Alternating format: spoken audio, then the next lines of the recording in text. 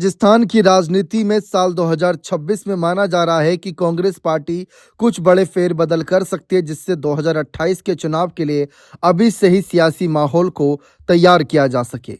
जैसा कि आप जानते हैं कि हाल फिलहाल में चर्चा इस बात की खूब हो रही है कि अशोक गहलोत को या तो कांग्रेस पार्टी अपने अध्यक्ष के चेहरे के तौर पर या फिर राज्यसभा में भेजे जाने के लिए इनके लिए अलग रणनीति बना रही है, ताकि राजस्थान की राजनीति में पायलट को फ्री हैंड मिल सके और गहलोत को भी उनके कद के हिसाब का पद मिल सके। लेकिन इस बीच चर्चा इस बात की हो रही है कि क्या अशोक गहलोत इतनी आसानी से राजस्थान की राजनीति छोड़ देंगे।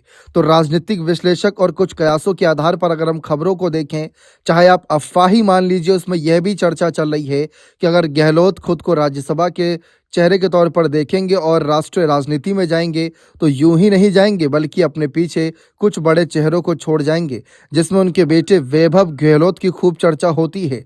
साल 2024 के लोकसभा चुनाव में वैभव गहलोत ने जालोर सिरोही सीट से चुनाव लड़ा तो था, लेकिन बीजेपी के लुम्बाराम चौधरी ने 2 लाख वोटों से उन्हें अधिक से हरा दिया था। इससे पहले 2019 में भी उन्होंने जोधपुर सीट से चुनाव लड़ा था, लेकिन वहां भी उन्हें हार का सामना करना पड़ा।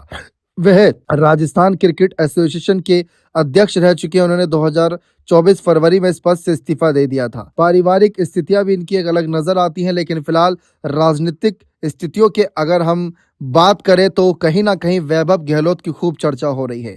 और चर्चा यही हो रही है कि फिर कहीं ना कहीं अशोक गहलोत सचिन पायलट को एक सीएम चेहरे के तौर पर समर्थन कर सकते हैं, ताकि उनके बेटे वैभव गहलोत को उप मुख्यमंत्री चेहरे के तौर पर प्रोजेक्ट किया जा सके और भविष्य के लिए उनको सीएम चेहरे के लिए तैयार किया जा सके। अगर गहलोत की यही रणनीति रही तो इस रणनीति में कामयाबी पा सकते हैं, क्योंकि फिर राजस्थान में सचिन पायलट का भी मंसूबा कामयाब हो जाएगा और एक पिता अपने पुत्र को राजनीति में सेट कर जाएगा। जो पुत्र मोह है वो भी गहलोत यहाँ पर अचीव कर लेंगे। लेकिन क्या ये होगा नहीं होगा, ये सब कांग्रेस आलाकमान पर भी निर्भर करता है, क्योंकि ऐसे ही अगर चलता रहा फिर तो बाकी नेताओं का नंबर ही नहीं आएगा और वो बगावत छेड़ देंगे।